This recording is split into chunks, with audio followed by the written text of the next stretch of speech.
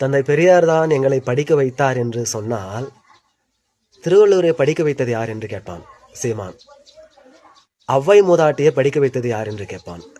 கம்பரை படிக்க வைத்தது யார் என்று கேட்பான். புகழேந்தி புலவரை படிக்க வைத்தது யார் என்று கேட்பான். ஒக்கூர் மசாத்தியாரை, நன்முல்லையாரை, நச்சில்லையாரை படிக்க வைத்தது யார் என்று கேட்பான் சைமன்.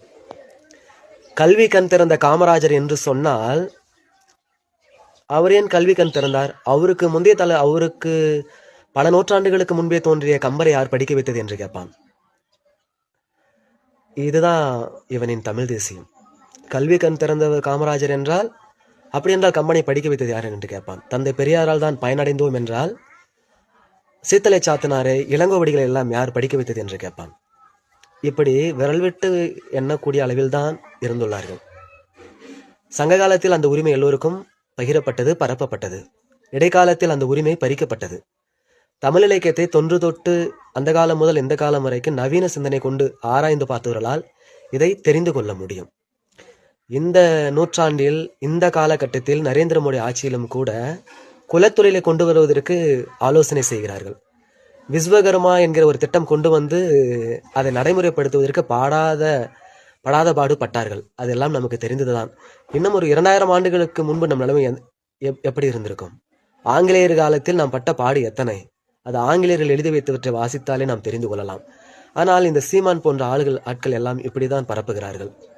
பெரியாரை மட்டம் தட்டி பேசுகிறார்கள். திராவிடத்தால் வீழ்ந்தோம் உறவுகளே என்று சொல்வார்கள். நிச்சயமாக சொல்ல போனால் இவர்களின் தமிழ் தேசியம் எழுந்து உயர்ந்ததே திராவிடத்தால் தான். சொல் மட்டும்தான் திராவிடம், ஆனால் பயனடைந்தது தமிழருடைய வாழ்வு, தமிழருடைய பண்பாடு. வேறு யார் இத்தனை அழகாக செய்ய முடியும்? இந்த சென்னை மாகாணத்திற்கு தமிழ்நாடு என்று பெயர் சூட்டியது எப்படி? திராவிட நாடு என்ற பெயர் சூட்டி இருக்கிறார்கள். பெரியாரை பழிப்பது எதற்கு? அண்ணாவை தாழ்த்தி பேசுவது எதற்கு?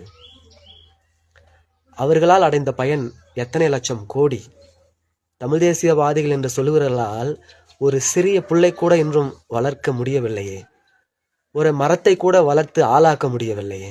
இவர்களின் தமிழ் தேசியம் எதற்கு திட்டமிடப்பட்டது? அது வேறு எதற்கும் இல்லை. சீமானின் வயிற்று பிழைப்பிற்குத்தான், சீமானின் வாழ்வாதாரத்திற்கு தான். சீமானின் பிள்ளைகள் படிப்பது ஆங்கில மீடியத்தில், ஆனால் பேசுவது தமிழ் தேசியம். இதைவிட ஒரு அசிங்கம் வேறு ஏதேனும் உண்டா? இவர்தான் தமிழை வாழ வைக்கப் போகின்றாரா?